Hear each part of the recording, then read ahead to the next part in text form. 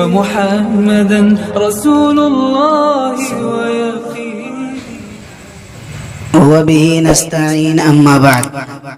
معزز سامعین، بعض لوگ یہ کوتاہی کرتے ہیں کہ طاقت نہ ہونے کے باوجود شرم کی وجہ سے قربانی کرتے ہیں کہ لوگ یہ کہیں گے کہ انہوں نے قربانی نہیں کی۔ محض دکھاوے کے لیے قربانی کرنا درست نہیں، جس سے واجب حقوق فوت ہو جائے۔ بہت سے لوگ محض گوشت کھانے کی نیت سے قربانی کی نیت کر لیتے ہیں۔ اگر عبادت کی نیت نہ ہو تو ان کو ثواب نہیں ملے گا، اور اگر ایسے لوگوں نے کسی اور کے ساتھ حصہ رکھا ہو تو کسی کی بھی قربانی نہیں ہوگی۔ بعض لوگ یہ سمجھتے ہیں کہ گھر میں ایک قربانی ہو جانا کافی ہے، اس لیے لوگ ایسا کرتے ہیں کہ ایک سال اپنی طرف سے قربانی کر لی، ایک سال بیوی کی طرف سے کر دی، ایک سال لڑکے کی طرف سے، ایک سال لڑکی کی طرف سے، ایک سال مرحوم والد کی طرف سے، ایک سال مرحومہ والدہ کی طرف سے۔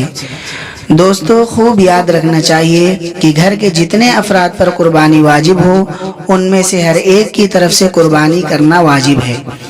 مثلا میاں بیوی اگر دونوں صاحب نصاب ہوں تو دونوں کی طرف سے 2 قربانیاں لازم ہیں۔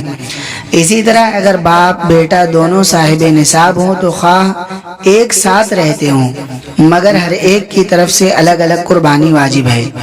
بعض لوگ یہ سمجھتے ہیں کہ قربانی عمر بھر میں ایک دفعہ کر لینا کافی ہے۔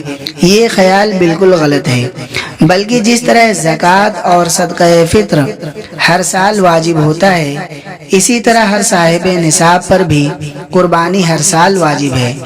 بعض لوگ گائے یا بھینس میں حصہ رکھ لیتے ہیں اور یہ نہیں دیکھتے کہ جن لوگوں کے حصے رکھے ہیں وہ کیسے لوگ ہیں، یعنی ساتھ میں جو لوگ شریک ہیں وہ کیسے لوگ ہیں۔ یہ بڑی غلطی ہے۔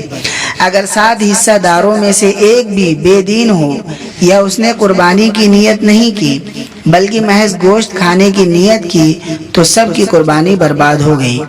اس لیے حصہ لیتے وقت حصہ داروں کا انتخاب بڑی احتیاط سے کرنا چاہیے۔ اسی طرح کی اچھی ویڈیو پانے کے لیے ہمارے چینل کو لائک، کمنٹ، شیئر کریں۔ جزاک اللہ خیرہ۔